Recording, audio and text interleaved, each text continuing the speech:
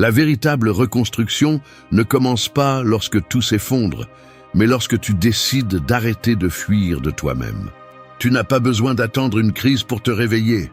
Il suffit de regarder à l'intérieur et de reconnaître que la personne que tu étais ne correspond plus à ce que tu es destiné à être. La transformation n'arrive pas par chance ni par motivation passagère.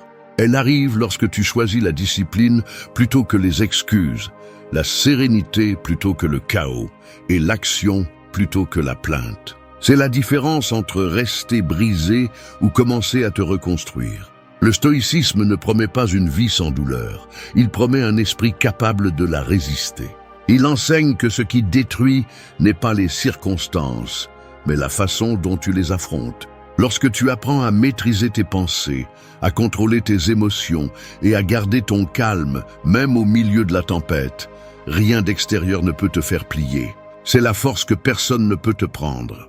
Se reconstruire est un acte de courage. C'est apprendre à observer ton chaos sans le nier, à utiliser la peur comme élan et à voir la douleur comme le feu qui trempe l'acier. C'est arrêter de chercher la validation à l'extérieur et commencer à créer la solidité à l'intérieur. Ce chemin n'est pas pour celui qui cherche du réconfort, mais pour celui qui cherche du pouvoir. Parce que chaque leçon que tu verras ici n'est pas faite pour t'inspirer, mais pour te demander, pour que tu arrêtes d'attendre que la vie change et que tu commences à changer toi-même. Parce que lorsque tu maîtrises ton esprit, tu n'es plus une victime du destin, tu deviens l'architecte de ta propre forteresse. 1. Reconnecte avec ta force intérieure. En chaque personne, il y a un feu qui ne s'éteint pas, même si la vie essaie de le couvrir de cendres. Ce feu ne brûle pas toujours avec force. Parfois, il n'est qu'une étincelle cachée parmi la fatigue, les déceptions et le bruit constant du monde. Mais il est toujours là, attendant le moment où tu décideras de lui souffler de la vie à nouveau. Se reconnecter avec ta force intérieure, c'est ça. Se rappeler que la flamme n'a pas disparu, elle est juste devenue silencieuse. Et le silence n'est pas une absence, c'est du pouvoir contenu. Tu as traversé des moments où tu as douté de toi, où ton esprit t'a fait croire que tu ne pouvais plus, où tu as senti que tu perdais le contrôle. Mais dans ces moments, même si tu ne le voyais pas, tu entraînais ta résistance. Le stoïcisme enseigne que rien qui vaille la peine ne naît dans le confort. Le caractère se forge quand la vie te serre et que tu choisis de ne pas te briser. La force intérieure n'est pas de crier au monde que tu es fort, c'est de rester ferme quand personne ne te regarde. Se reconnecter à soi-même ne consiste pas à prononcer des phrases positives ou à imaginer que tout ira bien. Il s'agit de regarder la réalité sans filtre et de décider d'agir malgré elle. Cela signifie accepter que la douleur fait partie de la croissance, que la peur est un signe de progrès et que le doute est un rappel que tu essaies encore. Celui qui se connaît profondément ne se rend pas au premier coup, car il comprend que les coups enseignent aussi. Ta force intérieure est comme un muscle. Si tu ne l'utilises pas, elle s'affaiblit. Si tu l'entraînes, elle se développe. Entraîne-la avec une discipline quotidienne, avec le silence, avec une brutalité honnête. N'attends pas de te sentir prêt, car tu ne le seras jamais complètement. Agisse quand même. Chaque décision ferme, chaque limite que tu poses, chaque pensée que tu choisis de contrôler sont des moyens de nourrir cette force. Tu n'as pas besoin de prouver quoi que ce soit à personne. Tu as juste besoin de te prouver à toi-même que tu peux avancer, même sans garantie. Le monde te poussera à te comparer, à douter, à dépendre de la reconnaissance des autres. Mais plus tu te connais, plus tu te rends compte que la validation externe est du bruit. La véritable force se construit dans la solitude. Quand tu te rends compte que tu peux te tenir sans l'approbation de personne. Le stoïcien ne cherche pas à être admiré, il cherche à être invincible face à son propre chaos.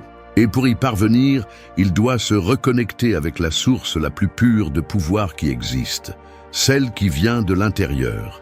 De reconnecter avec ta force intérieure n'est pas un acte magique, c'est une décision consciente. C'est arrêter au milieu du bruit et te demander « Quelle partie de moi s'éteint et pourquoi l'abandonnais-je » C'est revenir à toi, même si ça fait mal, même si c'est difficile, même si personne ne comprend. La force intérieure ne crie pas, ne se vante pas, ne rivalise pas. Elle est simplement là, constante, inébranlable, attendant que tu lui fasses à nouveau confiance. Quand tu comprends cela, tu arrêtes de réagir et tu commences à répondre. Tu arrêtes de dépendre de ce qui se passe à l'extérieur et tu apprends à rester calme à l'intérieur. Parce que celui qui maîtrise son intérieur a déjà gagné la bataille la plus importante. Il ne s'agit pas de ne pas tomber. Il s'agit de se relever à chaque fois avec plus de clarté et moins de peur. Ta force intérieure n'est pas perdue. Elle a juste besoin que tu la regardes à nouveau avec la détermination de celui qui ne cherche plus de réconfort, mais de la transformation. 2. Vis avec une présence totale. L'esprit humain est comme un voyageur inquiet qui ne reste jamais tranquille. Il saute du passé au futur sans s'arrêter à l'endroit où la vie se déroule réellement, le présent. T'es-tu déjà surpris à te rappeler d'anciennes erreurs ou à imaginer des scénarios qui n'existent pas encore pendant que le moment que tu as devant toi glisse entre tes doigts? Vivre avec une présence totale n'est pas une jolie phrase pour les réseaux sociaux. C'est un entraînement mental, une discipline de concentration que peu de personnes maîtrisent. La plupart des gens vivent distraits, connectés à tout sauf à eux-mêmes, pris dans des pensées qui répètent ce qu'ils ne peuvent plus changer ou dans des peurs qui anticipent ce qui n'arrivera peut-être jamais. Le stoïcisme enseigne que la sagesse réside dans l'acceptation que tu ne peux agir que dans le présent. Tout le reste n'est que des ombres mentales qui te volent ton énergie et ta clarté. Lorsque ton esprit est divisé entre ce qui a été et ce qui pourrait être, tu perds du pouvoir, tu perds ta direction, tu perds la vie. La présence est l'opposé de cette dispersion. C'est regarder, écouter et ressentir sans distraction. C'est être ici avec tout ce que tu es, sans t'échapper dans des pensées inutiles. Ce n'est pas de la passivité, c'est de la maîtrise. Celui qui apprend à être présent maîtrise le temps, car il comprend que le passé n'existe plus et que le futur n'appartient encore à personne. L'esprit indiscipliné cherche à s'échapper, l'esprit entraîné cherche à se concentrer. Et cette concentration se cultive chaque jour, à partir de choses très simples. Tu prends un café sans le goût. Tu parles à quelqu'un, écoute vraiment. Tu travailles, donne toute ton attention. Non pas parce que c'est poétique, mais parce que la présence est puissance. Elle te donne la clarté pour décider, la tranquillité pour résister et la force pour ne pas te perdre dans ce que tu ne peux pas contrôler. Lorsque tu vis sans présence, tu réagis sans réfléchir. Tu parles sans conscience, tu agis par impulsion et tu finis épuisé. Lorsque tu vis avec présence, tu observes avant de répondre, tu choisis avec intention, tu détectes tes émotions avant qu'elles ne te dominent. Cette différence sépare le sage du distrait. Être présent ne signifie pas nier tes pensées, mais les voir passer sans devenir elles. L'esprit qui observe sans attachement est celui qui gouverne. Dans la vie moderne, la présence est un acte de rébellion. Le monde veut ton attention. Il la combat chaque seconde, la draine avec des notifications, du bruit et de la comparaison. Mais lorsque tu choisis de te concentrer sur l'instant, tu brises cette chaîne invisible. Tu reprends le contrôle. Chaque fois que ton esprit se disperse et que tu le ramènes, tu construis un esprit fort. C'est la pratique stoïcienne la plus silencieuse et la plus puissante qui existe. Vivre avec une présence totale signifie aussi accepter le moment tel qu'il est, sans souhaiter qu'il soit différent. La réalité ne se plie pas au désir. Elle se comprend et se confronte avec calme. S'il y a de la douleur, elle est ressentie sans drame. S'il y a de la joie, elle est appréciée sans peur. Rien n'est exagéré, rien n'est minimisé. Tout est vécu en équilibre. La présence n'est pas un luxe spirituel, c'est une survie mentale. Elle t'ancre ici et maintenant, le seul terrain que tu peux gouverner. Plus tu es présent, moins les imprévus t'affectent, moins l'environnement te manipule, et plus tu marches fermement au milieu du chaos. Les gens qui maîtrisent leur attention maîtrisent leur vie, parce que ce que tu choisis de regarder détermine ce que tu crées. La prochaine fois que ton esprit voudra te ramener au passé ou te traîner vers le futur, respire et souviens-toi, le pouvoir est dans cet instant. C'est ici que la tranquillité est reconstruite, que la clarté est forgée et que la véritable liberté commence. Parce que seul celui qui vit avec une présence totale peut regarder la vie dans les yeux sans fuir ni prétendre. 3. Maîtrise ta discipline. Il y a des batailles que personne ne voit, celles qui se déroulent dans l'esprit chaque matin lorsque le réveil sonne et qu'une voix dit « 5 minutes de plus ». C'est là que se mesure ta véritable force, non pas dans les grands moments, mais dans les petites décisions répétées tous les jours. La discipline ne concerne pas la motivation, elle concerne le but. C'est la capacité de faire ce que tu as dit que tu ferais, même lorsque tu n'as plus envie, même lorsque personne ne te regarde. Celui qui maîtrise sa discipline n'a pas besoin de promesses externes, car il comprend que la constance est le langage du respect de soi. L'erreur la plus courante est de penser que la discipline naît de l'enthousiasme. L'enthousiasme est un feu rapide. Il éclaire un instant et disparaît. La discipline est un feu constant. Elle brûle lentement, mais forge le caractère. Sur le chemin de la reconstruction intérieure, tu ne peux pas te fier à tes émotions, car elles changent, se contredisent et parfois mentent. Tu dois faire confiance à tes décisions. Le stoïcisme enseigne que celui qui gouverne son esprit gouverne son destin. La discipline est cette forme de gouvernement, l'art de rester ferme lorsque ton esprit veut t'abandonner. Être discipliné ne signifie pas vivre sans repos, cela signifie vivre avec une direction. Il y a des personnes qui courent toute la journée et n'avancent pas, car elles ne savent pas où elles vont.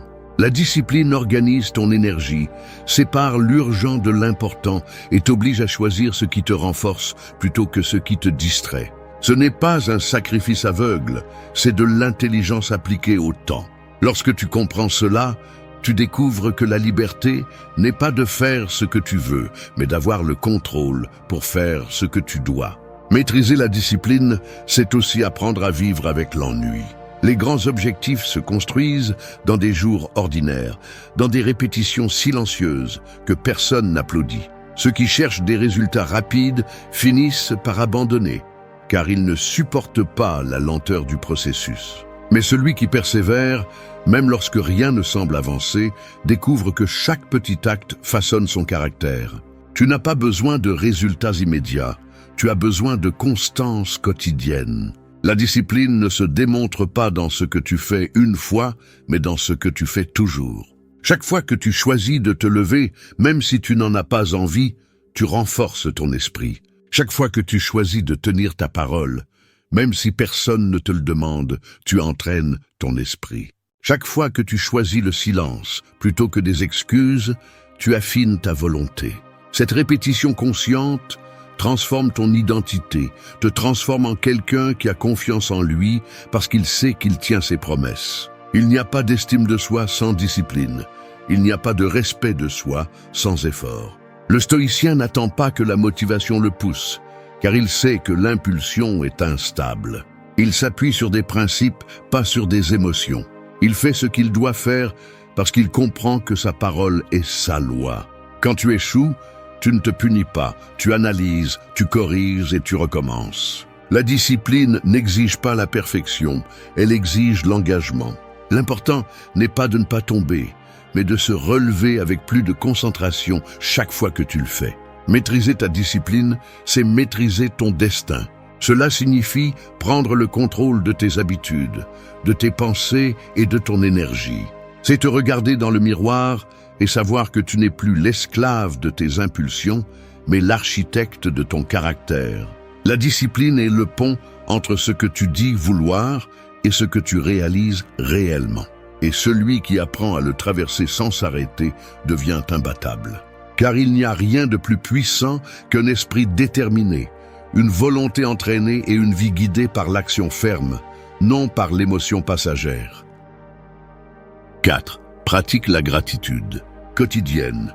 L'être humain a tendance à regarder ce qui lui manque avec plus d'attention que ce qu'il a déjà. C'est comme marcher sous le soleil et se plaindre de l'ombre qui n'arrive pas encore. Vivre avec les yeux fixés sur le manque te rend aveugle à l'abondance qui t'entoure déjà. La gratitude n'est pas un geste superficiel, ni une belle phrase répétée pour apaiser la conscience. C'est une façon de voir le monde avec clarté. La pratiquer chaque jour est un entraînement de l'esprit pour reconnaître ce qui fonctionne, même quand tout semble aller mal. Ce n'est pas nier la réalité, c'est apprendre à l'équilibrer.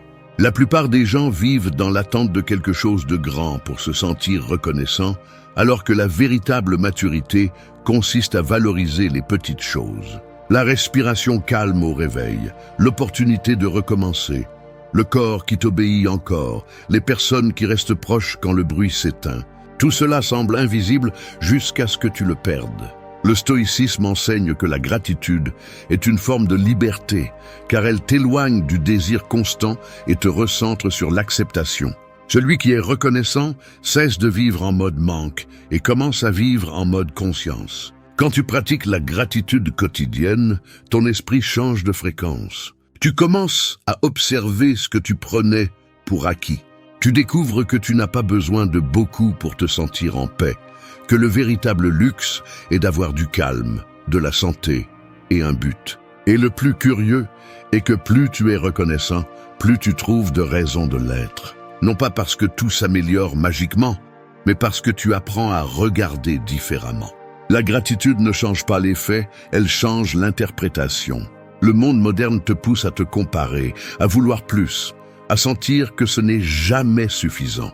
Le stoïcien comprend que le suffisant n'est pas une quantité, c'est un état d'esprit. Être reconnaissant ne signifie pas se contenter. Cela signifie ne pas oublier ce que tu as tout en travaillant pour ce que tu désires. L'ambition sans gratitude devient vide. Être reconnaissant ne t'arrête pas. Cela te renforce, car cela te permet d'avancer à partir de la plénitude et non de la pénurie. Pratiquer la gratitude implique également de reconnaître la valeur des difficultés.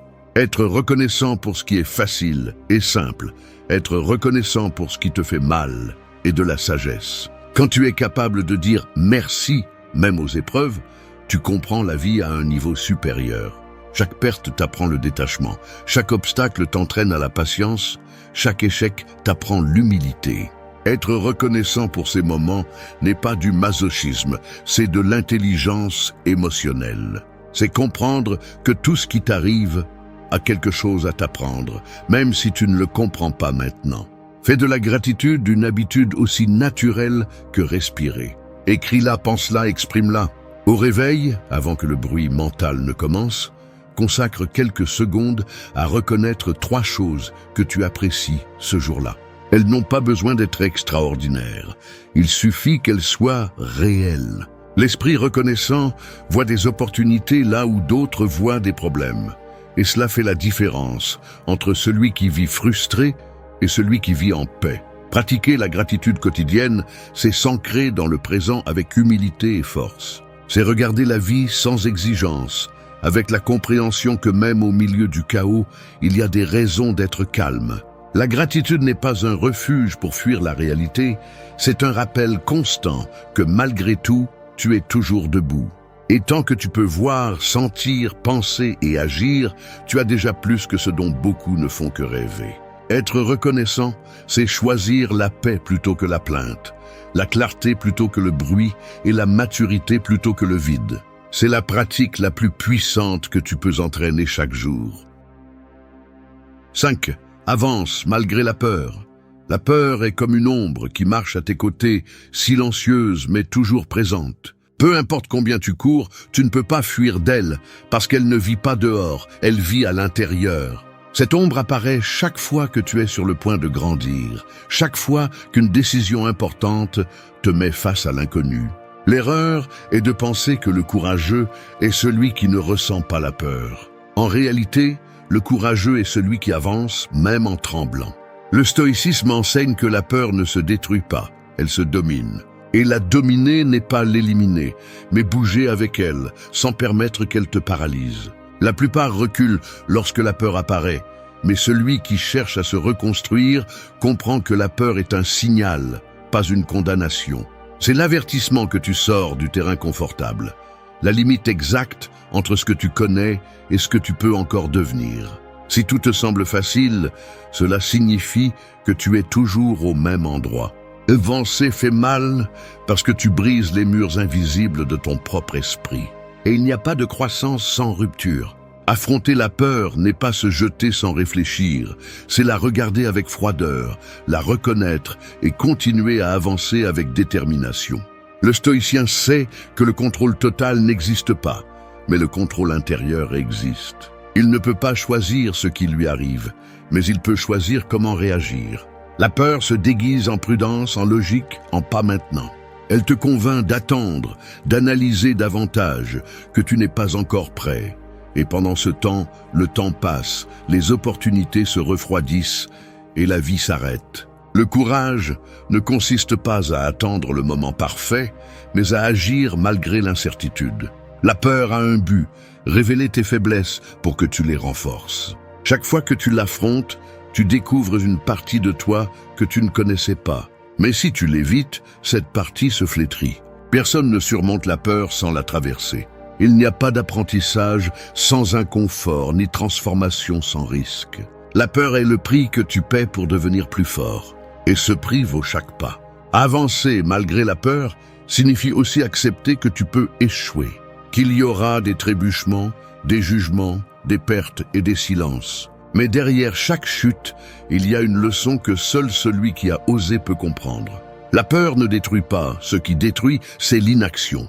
Chaque fois que tu choisis d'avancer, même si tu ne vois pas le chemin complet, tu renforces ta confiance. Et cette confiance devient la base de ta sérénité. Le stoïcien affronte la vie la tête haute, non pas parce qu'il ne ressent pas la peur, mais parce qu'il a appris à la transformer en élan. La différence entre le faible et le fort ne réside pas dans la peur, mais dans ce qu'ils en font. Le faible fuit et cherche des excuses, le fort observe, respire et agit. La peur ne disparaît jamais complètement, mais chaque fois que tu l'affrontes, sa voix devient plus faible et la tienne plus forte. N'attends pas de te sentir en sécurité pour bouger. La sécurité naît après le pas, pas avant. C'est dans l'action que la peur se dissout. Avancer malgré la peur, c'est te déclarer libre du doute. C'est dire à la vie que tu es prêt à tout perdre plutôt que de te perdre toi-même. Il n'y a pas de courage sans vulnérabilité ni de croissance sans inconfort. Si tu ressens de la peur, tu es sur la bonne voie. La peur est la preuve que tu es vivant, que tu évolues, que tu oses encore. Et quand tu oses, le monde s'ouvre d'une manière que seuls les courageux peuvent connaître. 6. Transforme la douleur en force.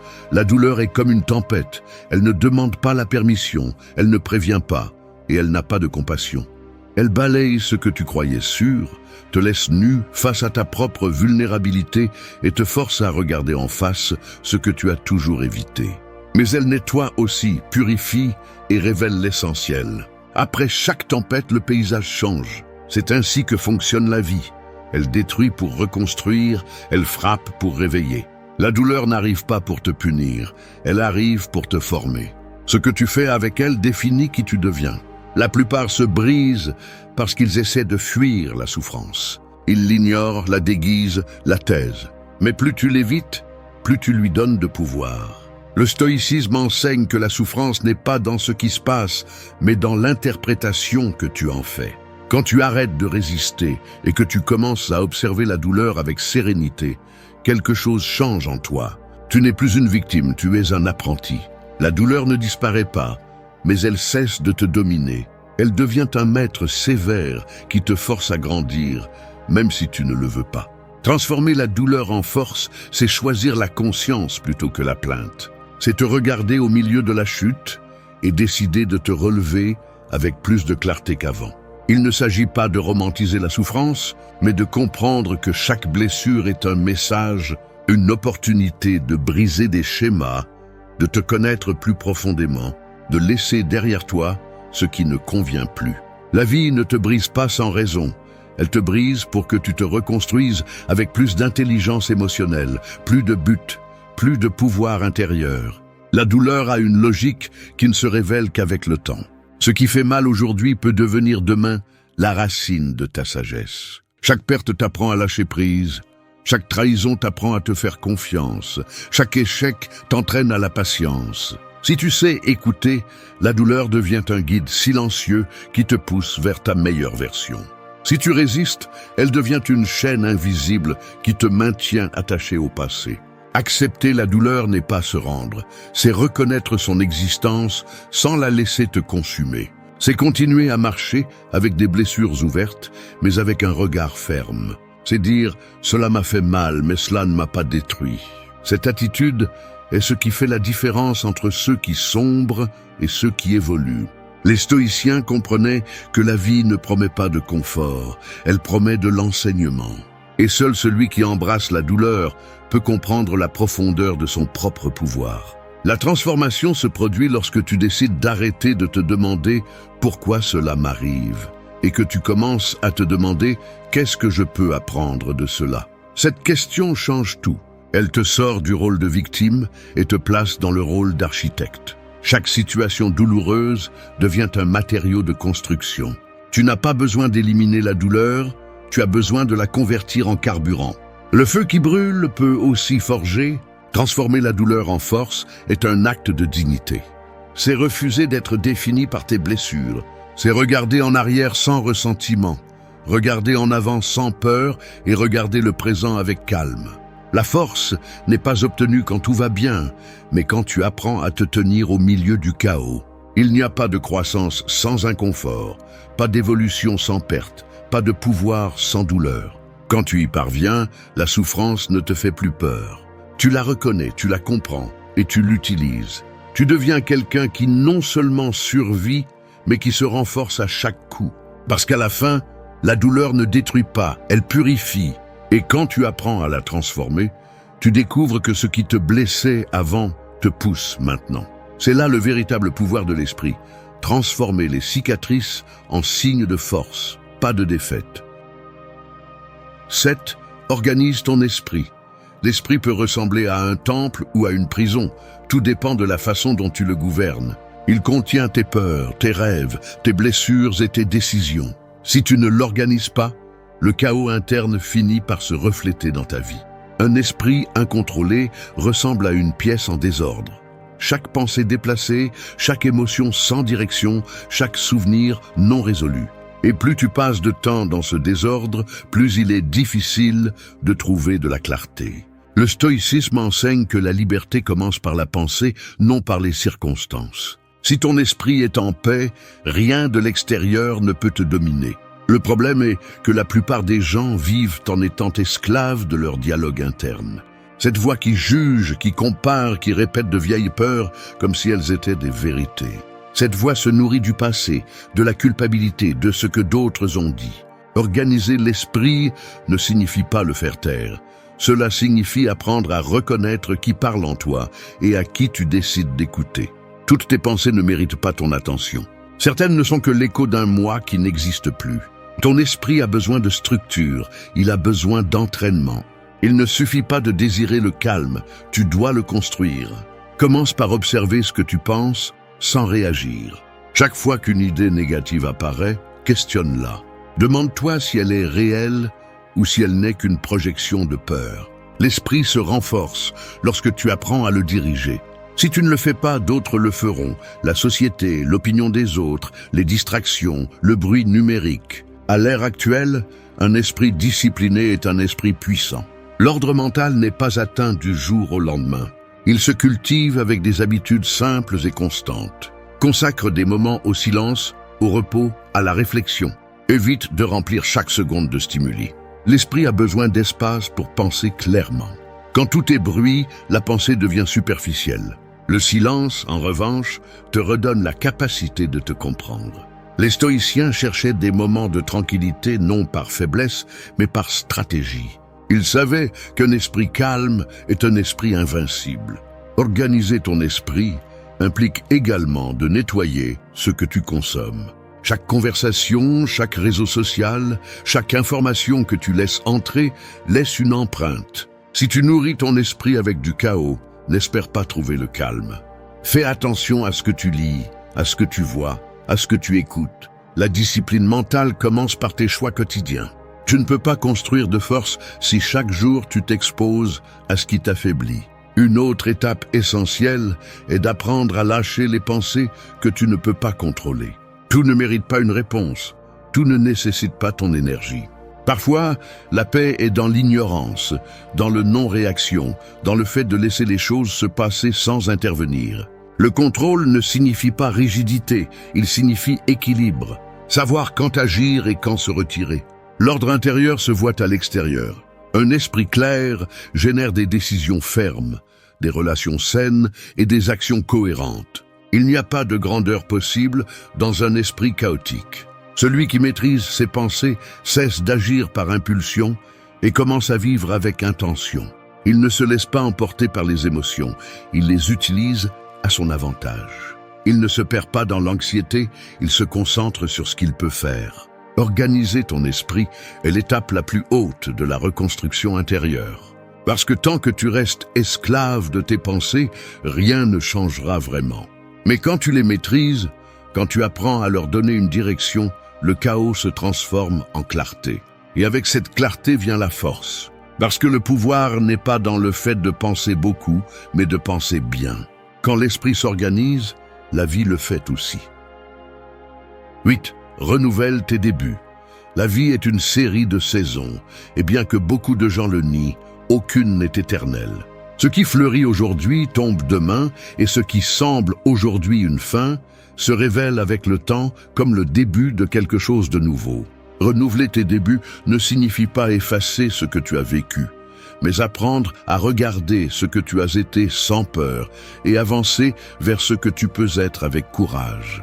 Toute renaissance nécessite une fin, et toute fin exige du courage. L'erreur est de s'accrocher à ce qui a perdu son sens. Lorsque tu restes trop longtemps à un endroit qui a déjà rempli son but, tu commences à te flétrir. Chaque personne arrive à un point où la vie l'oblige à choisir, rester où elle se sent à l'aise ou avancer vers l'inconnu. Et c'est là que se mesure la maturité. Renouveler tes débuts implique d'accepter que la transformation n'arrive pas sans détachement. Parfois, tu devras laisser derrière toi des personnes, des routines ou des versions de toi qui ne correspondent plus à ton but actuel. Ce n'est pas un acte d'égoïsme, c'est un acte de respect de soi. Le stoïcisme enseigne que le seul changement permanent est le changement lui-même, et résister à celui-ci ne génère que de la souffrance. Lorsque tu oses recommencer, tu te rends le pouvoir. La peur du changement naît de l'illusion du contrôle, de la croyance que tout doit rester le même pour se sentir en sécurité. Mais la vie ne demande pas la permission, elle bouge, évolue, transforme. Celui qui n'apprend pas à se renouveler reste coincé dans la répétition, vivant les mêmes erreurs déguisées en routine. Recommencer n'est pas un échec, c'est la maturité. C'est la preuve que tu as appris assez pour ne pas te contenter de moins que ce que tu mérites. Renouveler signifie aussi te pardonner. Je ne peux pas construire un nouveau chapitre si tu continues à porter le poids de la culpabilité des précédents. Apprends de tes erreurs, mais ne te marie pas avec elles. Chaque chute a été une leçon, chaque déception un signe, chaque perte une direction. Peu importe combien de fois tu as fait des erreurs, l'important est que tu es toujours là, avec la possibilité de faire les choses différemment. Le renouvellement commence dans l'esprit. Avant de changer l'extérieur, tu dois changer ta perception. Arrête de voir les fins comme des punitions et commence à les voir comme des transitions. Si quelque chose est parti, remercie son passage. Si quelque chose s'est terminé, reconnais ce qu'il t'a appris. Chaque étape a sa fonction et sa limite. L'accepter ne te rend pas faible, cela te rend conscient. Se renouveler ne signifie pas commencer à zéro, cela signifie commencer à partir de l'expérience. Le stoïcien comprend que la force ne consiste pas à résister à l'inévitable, mais à aller avec ce qui arrive. Lorsque tu acceptes l'impermanence, la peur se dissout. Tu ne dépends plus de ce qui se termine, parce que tu sais que tu peux toujours reconstruire. Renouveler tes débuts est la pratique la plus pure du détachement. Remercier ce que tu as vécu, lâcher ce qui n'est plus et ouvrir l'espace pour ce qui vient. Rester dans l'ancien par peur du vide ne fait que retarder l'inévitable. Le changement ne détruit pas, il purifie. Et lorsque tu te permets de renaître, tu découvres que ce que tu as perdu n'était pas la fin, c'était le début d'une version plus consciente de toi-même.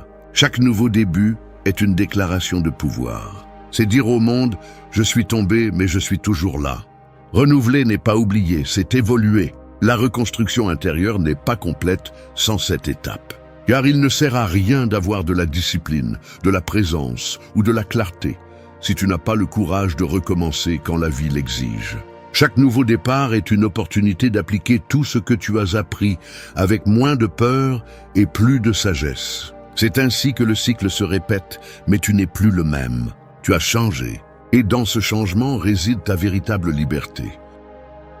La plupart des gens essaient d'organiser leur vie en changeant ce qui est à l'extérieur, le travail, les gens, la ville, les horaires.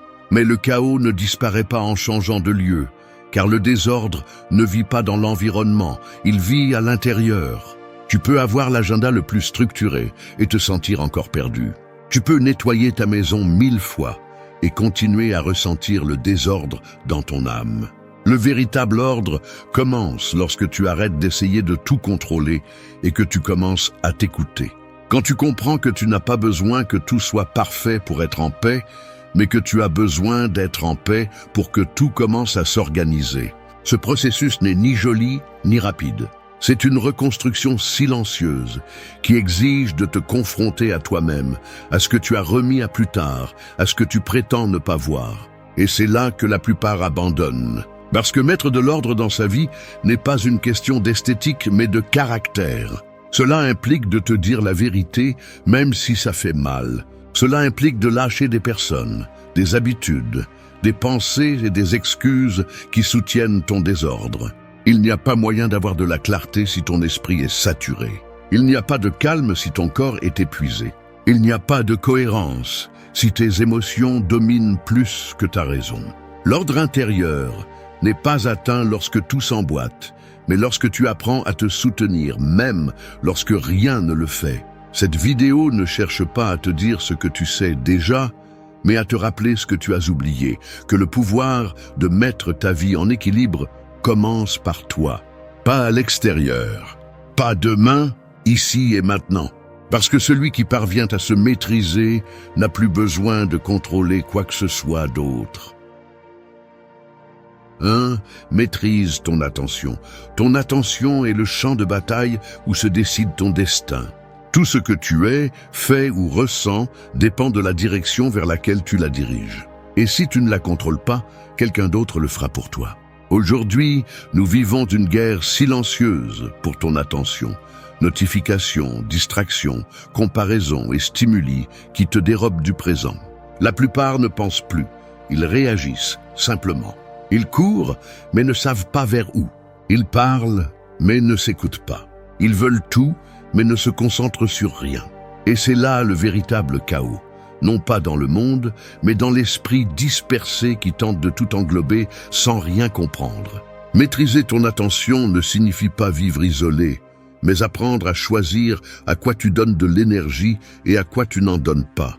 Car chaque pensée que tu nourris devient une graine qui grandira en toi. Veux-tu vraiment que ton esprit soit un jardin plein de bruit, de culpabilité et d'anxiété? L'attention est le filtre qui décide de ce qui reste en toi. C'est pourquoi tu dois la former comme un muscle. Éteins le bruit extérieur. Observe tes pensées sans te laisser emporter par elles. Et chaque fois que tu te surprends à être distrait, reviens au présent. Reviens à toi. Le stoïcisme enseigne que rien d'extérieur ne peut te dominer si tu apprends à maîtriser ton esprit. Marc Aurèle le savait lorsqu'il écrivait que « la vie est ce que pensent tes pensées ». Cette phrase résume une vérité brutale. Ta réalité dépend de ce que tu choisis de regarder. Si tu concentres ton attention sur ce que tu ne contrôles pas, tu vivras frustré. Si tu la diriges vers l'essentiel, tu commenceras à voir clairement.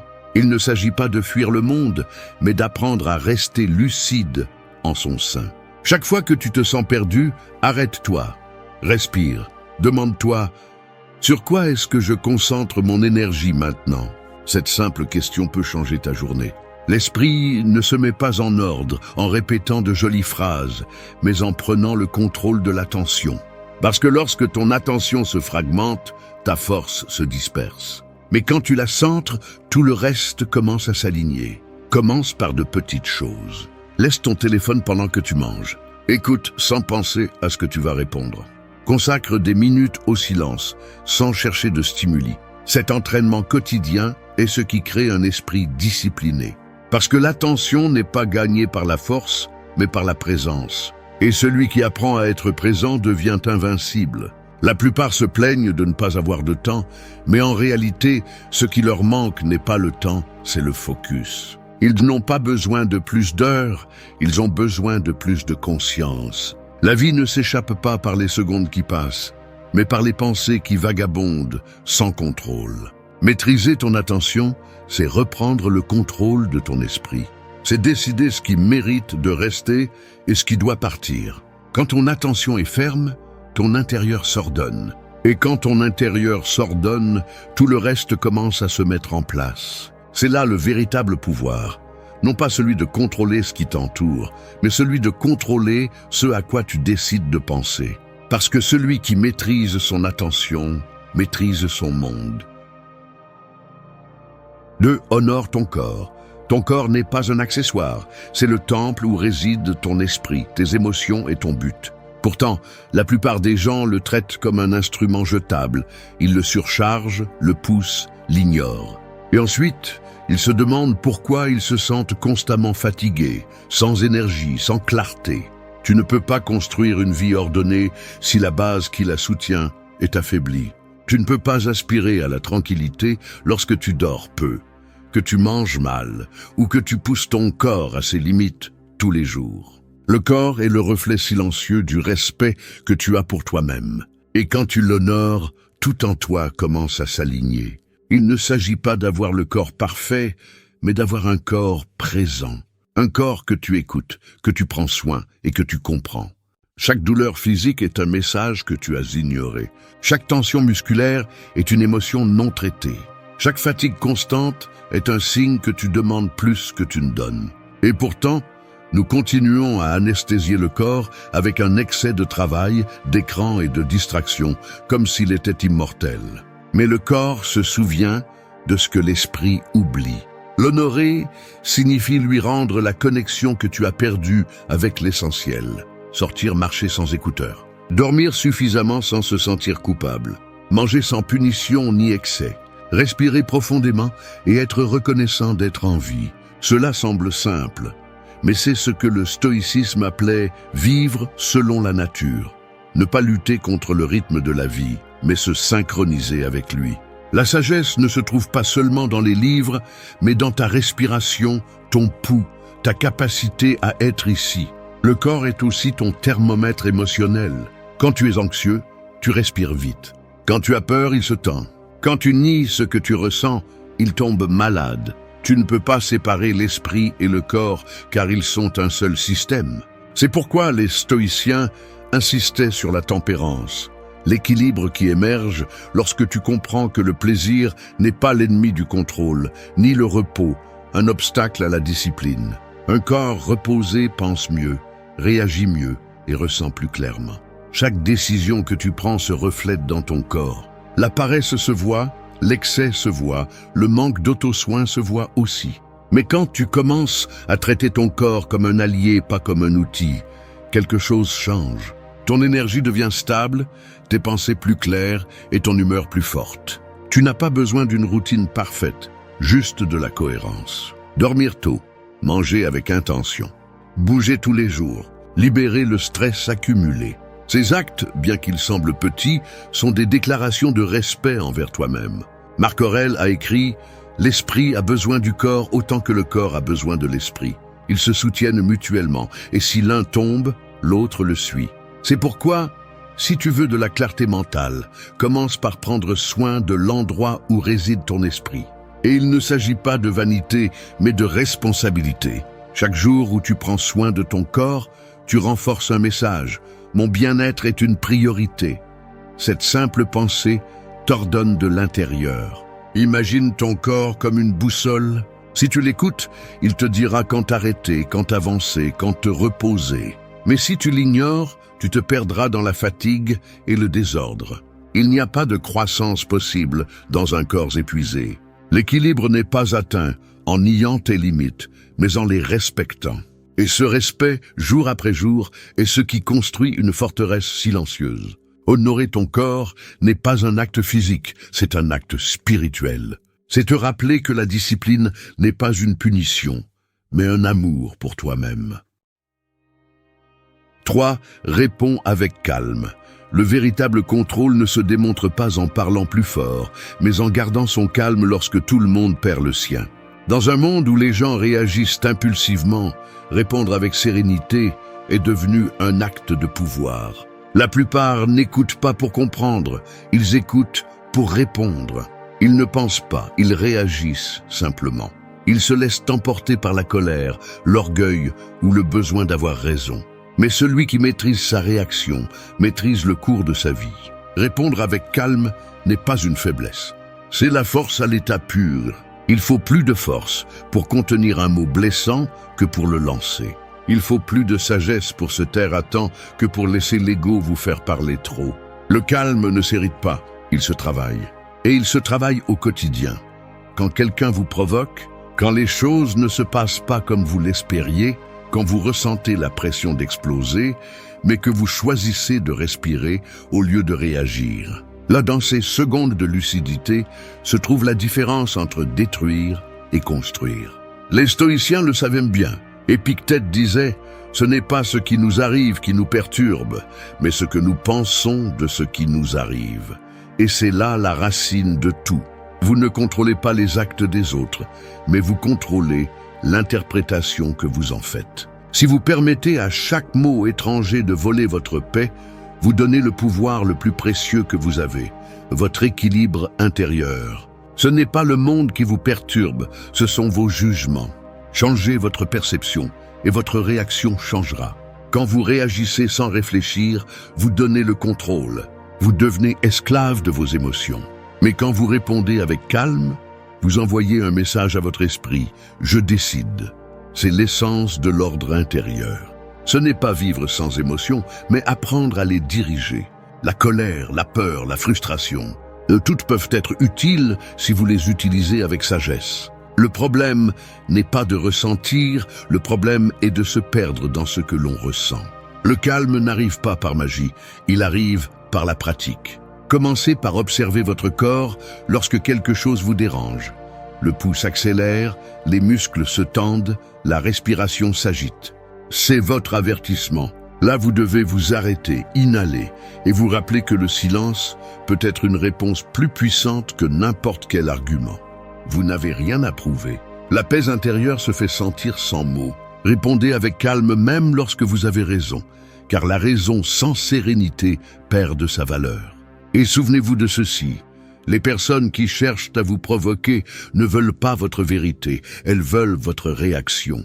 Ne leur donnez pas ce pouvoir. Votre silence dérange plus que votre colère. Votre composture déroute plus que votre cri.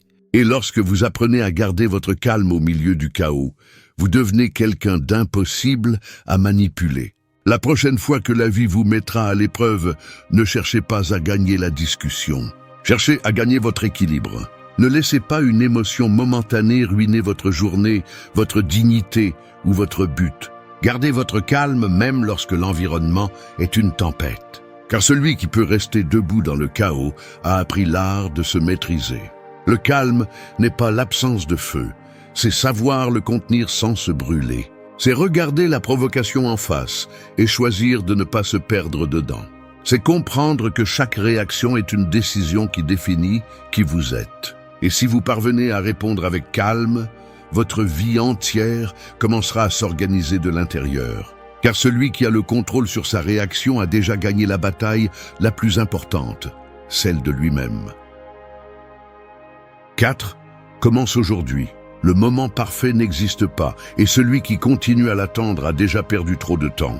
La plupart des gens vivent en planifiant, en rêvant ou en promettant, mais peu agissent. Ils veulent avoir la clarté avant de bouger, mais la clarté n'arrive pas sans mouvement. Ils veulent ressentir de la motivation, mais la motivation naît de l'impulsion initiale, elle ne la précède pas. La vérité est simple.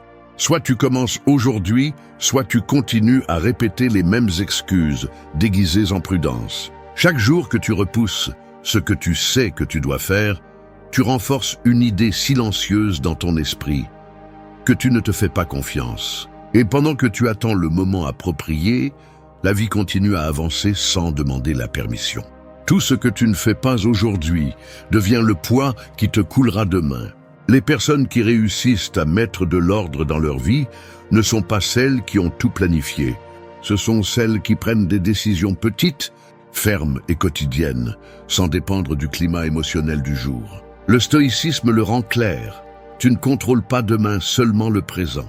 Marc Aurèle écrivait que le temps d'agir est maintenant, parce que le futur n'existe pas au-delà de l'esprit. Penser trop à quand commencer est une autre façon d'éviter de le faire. Et chaque « je commence demain » est une brique dans le mur de la procrastination. Si tu veux vraiment changer ta vie, commence avant de te sentir prêt. Commence avec ce que tu as, où tu es, comme tu peux. Tu n'as pas besoin que tout soit en ordre pour faire le premier pas. Le premier pas est précisément ce qui commence à tout ordonner.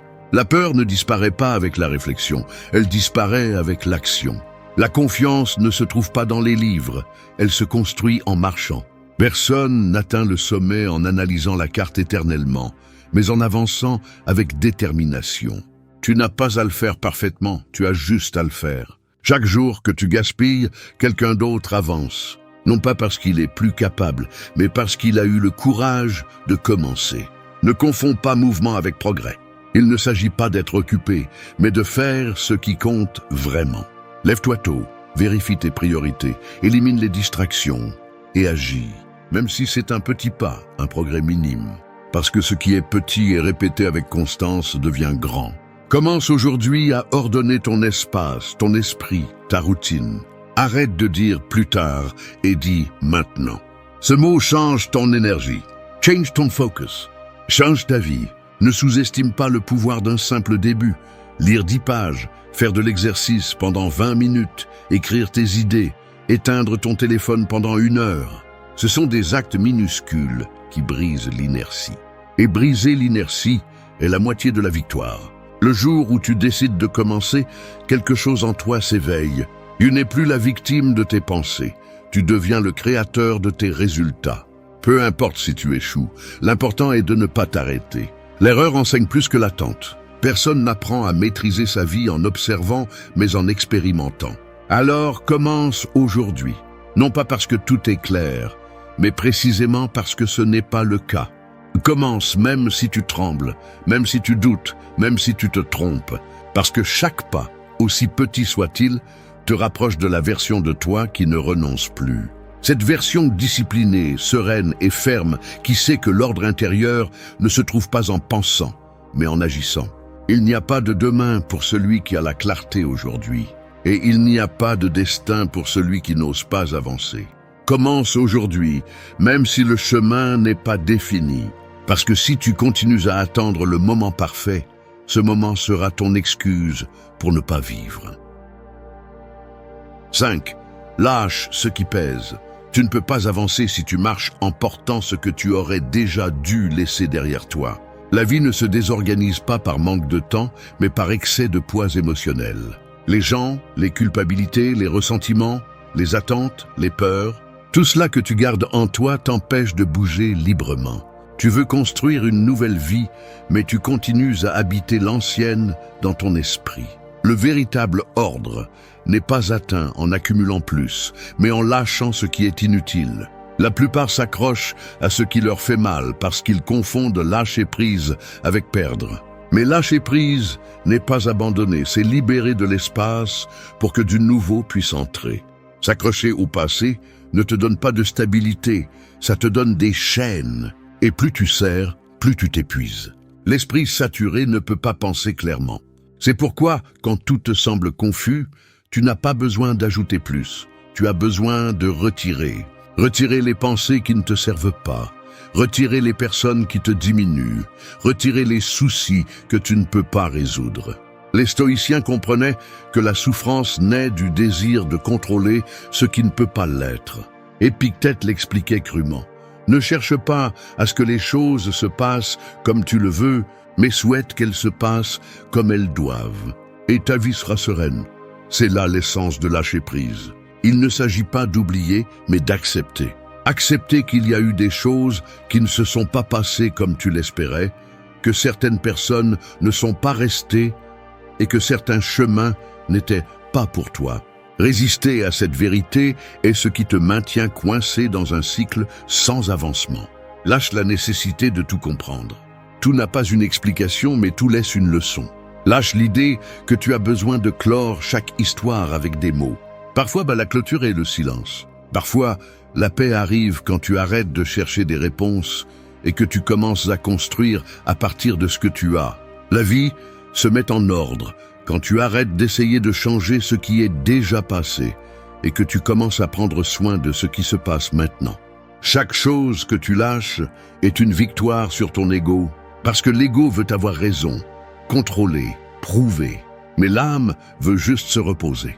Et il n'y a pas de repos possible quand tu vis en revoyant des blessures ou en attendant des excuses qui ne viendront jamais. La liberté intérieure commence quand tu choisis ta paix au-dessus de ton orgueil. Quand tu décides que tu ne vas plus te battre pour ce qui ne fait que t'épuiser. Lâche aussi la version de toi qui s'est habituée au chaos. Cette partie qui confond le drame avec l'intensité et la souffrance avec l'amour. Tu n'es pas cette personne qui réagit par impulsion ou qui s'accroche par peur d'être seul. Tu es celui qui peut choisir de lâcher prise sans rancune, de marcher sans regarder en arrière et de construire sans attendre d'approbation. L'acte de lâcher prise n'est pas vide, c'est du pouvoir. Fais un nettoyage émotionnel. Tout comme tu ranges ta maison, range ton esprit. Examine quelles pensées te volent de l'énergie. Quels souvenirs t'empêchent d'avancer. Quels liens ne vibrent plus avec toi. Et laisse-les partir. Tu n'as pas besoin de fermer toutes les portes avec du bruit. Parfois, il suffit de s'éloigner en silence, en remerciant pour ce que l'on a appris. Chaque chose que tu lâches laisse de la place pour l'essentiel. Le calme, la clarté, l'authenticité. Tu ne peux pas être libre si tu es plein de choses qui n'appartiennent plus à ce moment. Et tu ne peux pas trouver d'ordre si tu continues à soutenir ce qui est déjà terminé.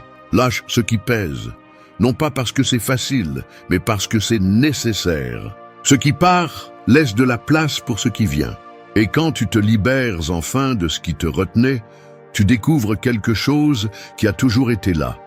L'ordre intérieur ne se crée pas en accumulant. Il se révèle quand tu apprends à lâcher prise. 6. Embrasse la solitude. La solitude n'est pas une punition, c'est une opportunité que peu savent saisir. La plupart des gens en ont peur parce qu'ils ne supportent pas de s'écouter eux-mêmes. Ils préfèrent se remplir de bruit, de distractions et de compagnie vide plutôt que de faire face à leur propre silence. Mais celui qui ne sait pas être seul ne saura jamais être en paix avec personne. La solitude ne te prend rien. Elle te rend tout ce que tu avais donné sans t'en rendre compte. Ton attention, ton énergie, ton centre. Le monde moderne te fait croire que la plénitude dépend d'être entouré, d'être vu, d'appartenir. Mais la vérité est que beaucoup sont accompagnés et se sentent pourtant vides. Non pas parce qu'ils manquent des personnes, mais parce qu'ils se sont déconnectés d'eux-mêmes. La solitude est le terrain où fleurit la clarté. C'est dans ces moments sans distraction que tu commences à distinguer ce qui est essentiel de ce qui est bruit. Marc Aurèle trouvait en la solitude sa plus grande force. Malgré la direction d'un empire, il écrivait chaque nuit pour lui-même, pas pour le monde. Il comprenait que l'ordre intérieur se construit lorsque tu oses te regarder sans filtre, sans masque, sans public. Et cela, aujourd'hui, est devenu un acte presque révolutionnaire. Les gens fuient leur esprit comme s'il était un ennemi, alors qu'en réalité c'est l'endroit où ils peuvent trouver la direction qu'ils cherchent tant à l'extérieur. Embrasser la solitude ne signifie pas s'isoler du monde, mais apprendre à exister sans en dépendre. C'est reconnaître que ta valeur ne diminue pas quand personne ne t'applaudit, et que ton but n'a pas besoin de témoins pour être réel. Dans cet espace silencieux, tu commences à éliminer ce qui est superflu, à guérir les blessures, à ordonner tes pensées. L'esprit cesse de courir après tout quand il comprend qu'il n'a besoin de rien de plus que de présence. Être seul révèle aussi des vérités que le bruit cache. Tu découvres qui tu es vraiment quand personne ne te regarde. Tu te rends compte de ce que tu fais par conviction et de ce que tu faisais par habitude ou pour obtenir l'approbation. La solitude est inconfortable au début parce qu'elle te dénude de ce que tu prétendais être. Mais ensuite, quand tu t'habitues à son calme, elle devient une compagnie inébranlable. Le stoïcisme enseigne que le sage n'a pas peur d'être seul, parce que sa force ne vient pas de son environnement, mais de son esprit discipliné. Celui qui peut rester en silence sans se sentir vide a maîtrisé l'un des plus grands défis de l'être humain, se supporter et se réjouir en même temps. Et cette maîtrise ne s'obtient pas avec des théories, elle s'obtient avec la pratique. Éteins le téléphone, assieds-toi avec toi-même, écoute ce que tu as évité pendant longtemps. Il n'y a pas d'acte de pouvoir plus grand que de se connaître soi-même sans peur. Embrasser la solitude ne signifie pas se retirer du monde, mais revenir à soi. C'est retrouver cette voix intérieure qui s'était perdue entre les obligations, les opinions et le bruit numérique. C'est construire une vie qui n'a pas besoin de fuir d'elle-même. La solitude bien comprise ne fait pas mal. Elle libère, elle n'isole pas, elle purifie. L'ordre intérieur naît lorsque tu cesses de chercher refuge chez les autres et que tu commences à le construire en toi. Là, dans ce silence où personne ne te distrait, tu découvres ce qui compte vraiment. Et quand tu arrives à te sentir complet en solitude, aucune perte ne te fait tomber, aucun abandon ne te brise. Parce que tu ne cherches plus à combler des vides, mais à partager l'abondance. C'est ça la véritable liberté. Être avec toi et sentir qu'il ne manque rien. 7. Valide ta valeur. Attendre que les autres te reconnaissent est la façon la plus lente de te détruire. La validation externe est une drogue déguisée en approbation. Au début, elle te soulève, mais ensuite elle te rend dépendant. Quand ta valeur dépend du regard des autres, tu deviens un reflet des attentes des autres. Tu vis en essayant de plaire, de t'intégrer, d'être suffisant selon des normes qui n'ont jamais été les tiennes. Et ainsi, petit à petit, tu te perds. Te valider n'est pas de l'arrogance, c'est de la maturité. C'est comprendre que tu n'as pas besoin d'applaudissements pour savoir que tu fais bien les choses. C'est regarder tes propres progrès sans les comparer à ceux des autres. C'est reconnaître que tu as de la valeur même quand tu ne produis pas, que tu es suffisant même quand tu ne brilles pas. La plupart des gens cherchent l'approbation parce qu'ils ne savent pas être en paix avec leur propre silence. Mais la reconnaissance la plus puissante est celle qui vient quand tu fais ce qui est juste même si personne ne le remarque. Le stoïcisme enseignait que la valeur de l'homme ne se mesure pas par ce qu'il possède, mais par ce qu'il peut perdre sans se briser. Sénèque disait « L'homme sage se suffit à lui-même, bien qu'il ait besoin d'amis ». Cette phrase est une leçon d'équilibre. Il ne s'agit pas de te fermer au monde, mais de ne pas devenir son esclave émotionnel. La validation externe peut être un compliment, mais elle ne doit jamais être une exigence. Chaque fois que tu cherches à ce que quelqu'un te confirme, tu cèdes du pouvoir. C'est comme si tu disais « Ma valeur dépend de ton approbation ». Et à ce moment-là, tu te déconnectes de toi-même. Les gens changent, la reconnaissance change, mais ton essence ne devrait pas le faire. Ce que les gens pensent de toi ne définit pas qui tu es. Ce que tu fais quand personne ne te regarde, ça le fait. Commence à te valider par des actes, pas avec de jolis mots, mais avec de la cohérence. Tiens tes promesses, respecte tes limites, reconnais tes progrès même s'ils sont petits. Si tu arrives à tenir parole, ton esprit commencera à avoir confiance en toi. Et quand tu as confiance en toi, tu n'as plus besoin que personne d'autre le fasse. L'autoconfiance ne se construit pas avec des affirmations vides, mais avec des actions réelles. La plupart des gens cherchent à être admirés quand ce dont ils ont besoin est d'être intègres. Ne cherche pas à impressionner, cherche à rester ferme dans tes principes. Ne te définis pas par les résultats, mais par l'effort que tu mets chaque jour. Parce que la valeur n'est pas dans ce que tu accomplis, mais dans ce que tu résistes sans abandonner. Il y aura des jours où personne ne reconnaîtra ce que tu fais. Personne ne verra tes efforts, tes nuits blanches, tes batailles internes. Et c'est là que tu as le plus besoin de te valider. Non pas parce que tu es parfait, mais parce que tu continues d'essayer. Reconnais-toi pour ta constance, ton courage, ta capacité à continuer même quand il n'y a pas de témoin. Valide ta valeur sans te comparer. Chaque vie a son rythme, chaque personne a son processus. Tu n'as pas besoin de te démarquer, tu as besoin d'être fidèle à toi-même. Quand tu apprends à te valoriser de l'intérieur, tu arrêtes de poursuivre le superficiel. Tu n'as plus besoin que le monde te voie, parce que tu te vois déjà. Et quand cela arrive, tu retrouves la liberté que tu as perdue en dépendant du jugement des autres. Valide ta valeur aujourd'hui, sans demander la permission. Parce que celui qui apprend à se reconnaître arrête de mendier l'amour et commence à construire le respect. 8. Choisis le progrès. Le perfectionnisme est le piège le plus élégant de l'auto-sabotage. Il te fait croire que tu n'es pas prêt, qu'il manque encore quelque chose, que tu pourrais faire mieux. Et pendant que tu attends cette version idéale de toi, la vie passe. La quête de la perfection paralyse plus de rêves que l'échec. C'est pourquoi celui qui désire un ordre intérieur doit toujours choisir le progrès sur la perfection. Parce que grandir ne consiste pas à le faire impeccablement, mais à le rendre possible. Le progrès est mouvement, et le mouvement est vie. L'opposé du chaos n'est pas le contrôle, c'est l'avancement constant. Mais la plupart se bloquent parce qu'ils ont peur d'échouer. Ils craignent de faire un pas imparfait, ils craignent d'être jugés, ils craignent de ne pas faire comme les autres attendent. Cette mentalité les enferme dans un cercle où ils ne font rien, mais le justifient par des excuses. Celui qui attend la perfection n'évolue pas, il se flétrit. Le stoïcisme enseigne que la vertu n'est pas de tout faire bien, mais de le faire avec intention. Marc Aurèle l'a exprimé sans fioriture, fais ce que la nature te demande maintenant. C'est-à-dire, agis, non pas quand tout sera aligné, mais quand ce sera le moment. Et le moment est toujours maintenant. Chaque jour est une occasion de s'améliorer, même un peu. Chaque décision est une possibilité de croissance. Mais si tu exiges la perfection, tu finis par te punir pour avancer lentement. Et avancer lentement est toujours avancer. Choisis le progrès comme philosophie de vie. Lève-toi et fais même si tu n'en as pas envie. Apprends même si tu ne comprends pas tout. Demande pardon même si ton orgueil résiste. Corrige tes erreurs sans avoir honte de les avoir commises. Le progrès se construit avec humilité, pas avec ego.